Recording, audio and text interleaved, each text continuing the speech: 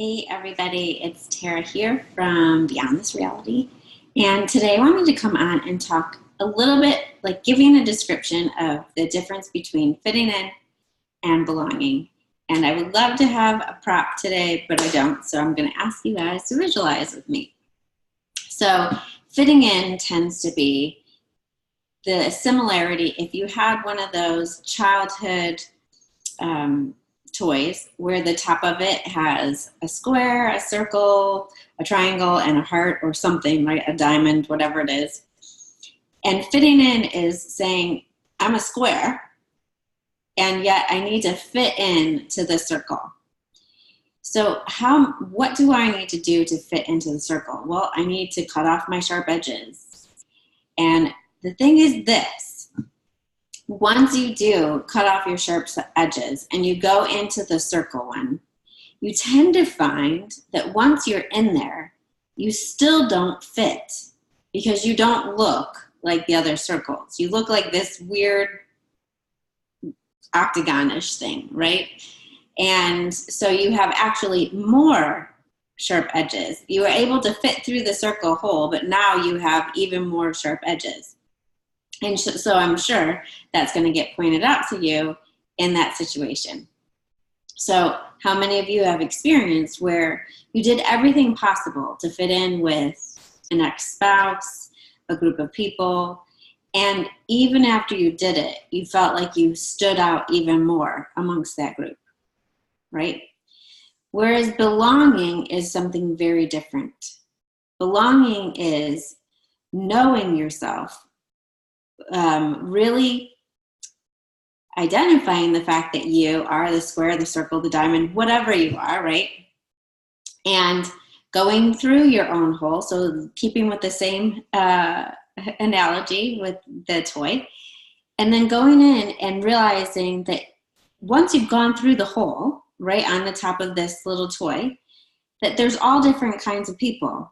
And because you honored yourself, and you belong to you, you go in and you actually honor the fact that we all belong, like that there's circles there, there's triangles there, there's diamonds there, and that you honor them because you honored yourself.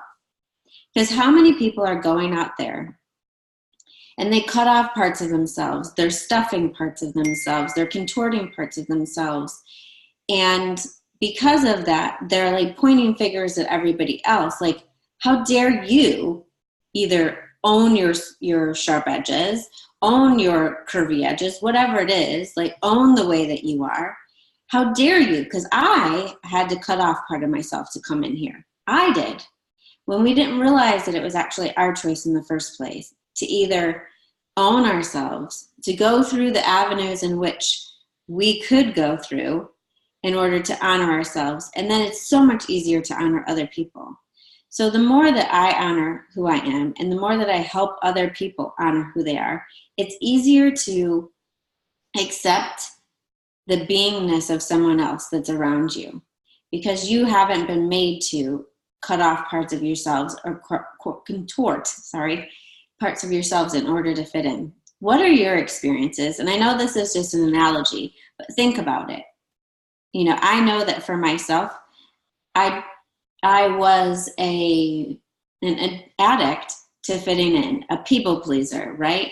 And so I could almost read what I thought, and this is key, they wanted me to do in order to fit in, but then I always showed up and felt even more awkward. And I felt like I couldn't actually please because I was no longer being myself, but I wasn't being like them. I was being this other creation that I didn't understand, they didn't understand, and it made me feel really unhappy in myself, and it really brought me as only part of myself to relationships or even empty to relationships.